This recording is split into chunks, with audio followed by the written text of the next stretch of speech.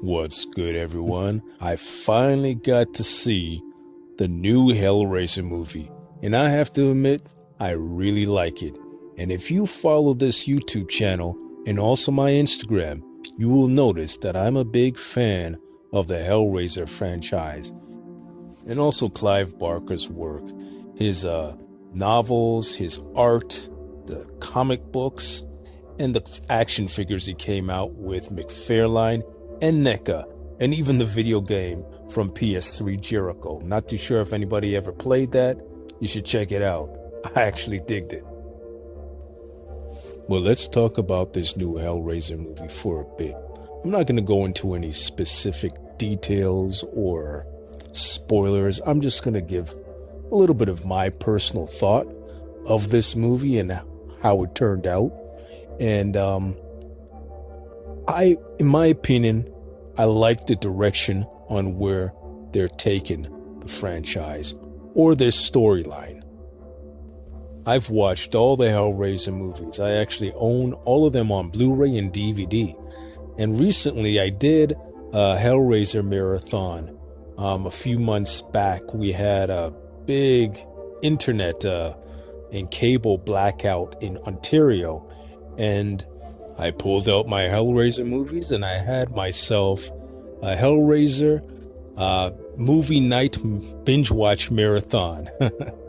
And watching all those movies back to back gave me a little bit more appreciation, even for the ones that some people didn't particularly like and thought weren't that good.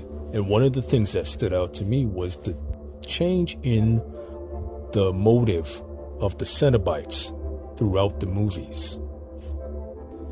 I always looked at Pinhead and the Cenobites as one of the more sophisticated horror characters within the genre. Like, Pinhead and his Cenobites wouldn't just go out and mindlessly kill someone like how Michael Myers would just kill or Jason would kill. Their victims were more chosen because of their connection to the puzzle box. For example, in the third movie, none of those people within the club played with the puzzle box, but yet they all died and became Pinhead's victim. And in the fourth installment, I also found it weird. I believe the movie, that one was called Bloodlines, was the scene with the two twins where Pinhead granted them the gift of becoming a Cenobite, even though they never played with the puzzle box. So one of the things I really liked about this 2022 version of Hellraiser was the fact that I felt they brought it back a bit to the original storyline. If you remember, in the first Hellraiser going into the second, there was a doctor who was obsessed with the puzzle box. He himself couldn't figure it out, so he took a young mute girl from his institution and gave it to her to solve. The Cenobites came, but before they took her, Pinhead stopped them because he realized that she wasn't the one who truly opened the box. She was only used as a vessel. Now, going back to the 2022 version, there was a scene that stood out to me, and that's when the Cenobites came and they were chasing their victim, and one of the victim's friends was there and standing in the way of the Cenobite. As the Cenobite came closer, they completely passed the friend, had no interest in that friend because he wasn't the one who solved the puzzle. They wanted the person who solved the puzzle. If you notice that I'm not using any names, is because I don't want to give away any spoilers for anyone if you haven't seen the film.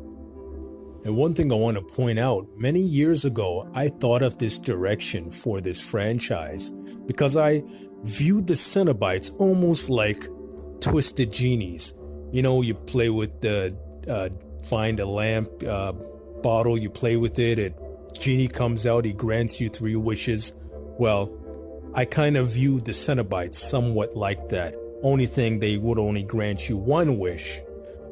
but you have to be particular and specific, because any wish that they give you will usually turn out twisted version of whatever you asked for. So you gotta be careful.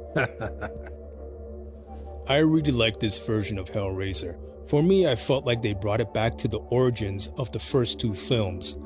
And I know I read some people complained that they left some potholes in the film. I don't know if it's because I did a Hellraiser marathon where I watched all the films where I was pretty much caught up with everything. I understood everything where they were going with this movie, so I had no problems with anything. I thought it was a good story, and I'm looking forward to seeing where they will go with it.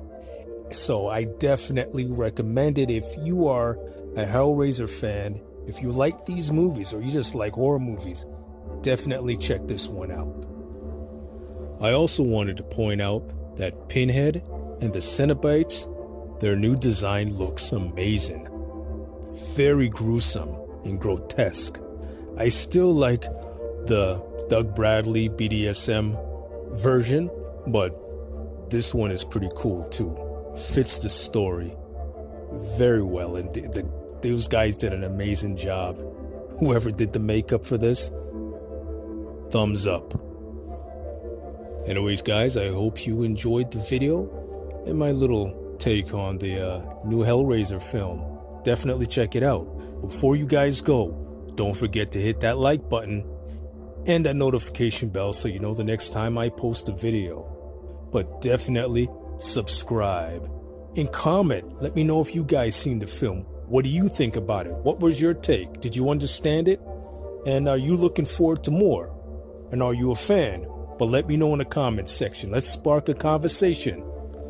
You all take care, and I'll see you on the next one.